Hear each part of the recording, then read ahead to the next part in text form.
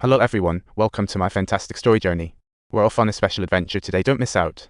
There, Pishang became his ally, fighting against that powerful enemy, and during this time, he really missed that land. He missed the vibrant colours and the warm-hearted locals there. His resilience helped him conquer his illness, but he did end up losing his ability to have kids. When Karen returned, people flocked to him instantly, and the kid sprinted up holding a very welcome owl.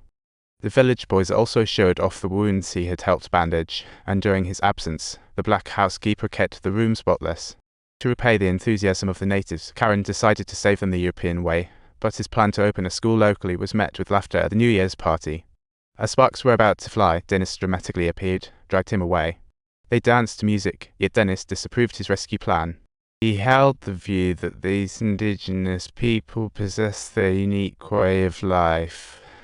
What they truly required was respect, rather than being forced to change, and this very difference gave rise to disagreement. Despite differences, they remained attracted to each other. On return, Karen found lingerie of a mystery woman in her husband's car, shattering hope for their marriage. So she suggested a separation, and feeling guilty, her husband agreed.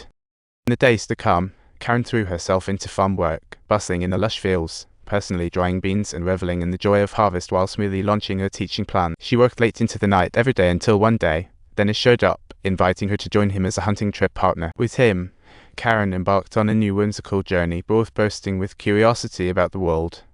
He brought her to a cozy spot to play music, reminiscing about the monkey looking for Mozart, while washing her long hair, and the sunlight danced through the trees. It was pure romance.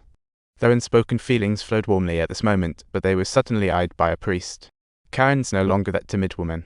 She seized the chance to shoot decisively, lit a bonfire deep in the prairie at night, and had a romantic dinner even in the wild. Subtitles. Karen openly admitted that she had once suffered from syphilis and was unable to have children anymore, but Denis never paid any attention to this matter.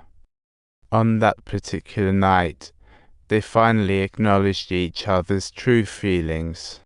They spent a wonderfully magical time together. Denis would share tales from his travels, and Karen would respond with enthusiasm. Once, he piloted a newly learned aircraft, taking her to enjoy Africa's grandeur. Green plains resembled frozen waves.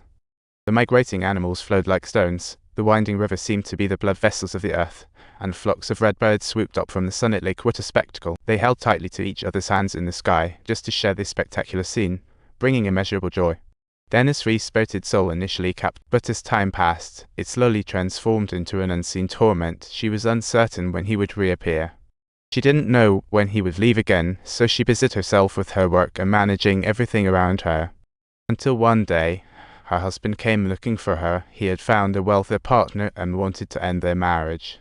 Karen feared losing her marriage and not being able to keep Denis' free heart, ultimately ending up with nothing. So, when Denis came back from another trip, she had a serious discussion with him about the future, only to hear him claim that marriage itself held no meaning. Denis had an unconventional worldview. He wouldn't impose his will on anyone nor compromise his values to fit someone else's expectations. Even if it meant the price of loneliness and unfamiliarity, he wasn't afraid. Their obsession was like oil and water. Subtitles. She yearned for a sense of security through marriage, whereas he longed for unrestricted freedom, which consequently sparked a series of ceaseless quarrels. Their relationship inevitably fell apart, coinciding with yet another season of harvest. As Karen's feelings for Denis gradually calmed, she watched coffee prices plummet, saw her planned pond washed away by heavy rain, and said goodbye to the chief, taking away the learning children. Though she lost much, she also gained clarity. A sudden disaster turned her years of hard work into smoke. Her face, red lit by flames, showed no disappointment but a sigh. The fire raised all, yet freed her from material obsession.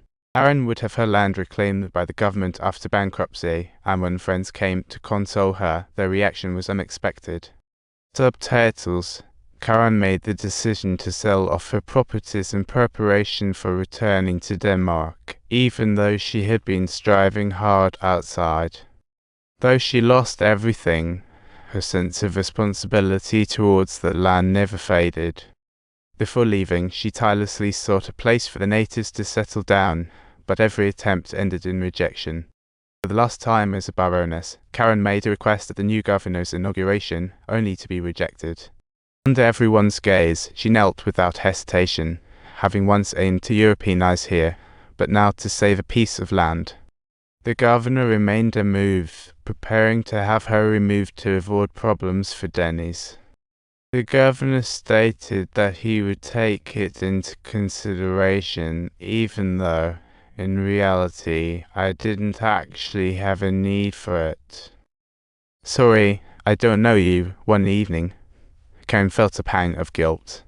She slowly removed her attention-seeking white gloves, understanding Denis just to pass by remark and that true respect means abandoning the arrogance of remaking others. Karen's efforts to advocate for the natives' land during the day made Denis realize that responsibility is also a part of freedom. Subtitles. So he proposed leaving here together with her, if it's alright. I've recently learned a little trick. When things have gotten this bad, I think, if unsure I can't adapt to it, I'll step away for a bit of time. Then I know I can endure anything. They agreed that Denis would take care of his masters first and leave together on Friday. In their farewell, it was completely different. Denis promised to return on. However, Karen stopped asking about the return date. When the appointed day arrived, she waited in vain for Denis, only to hear that his plane had crashed on the beloved prairie.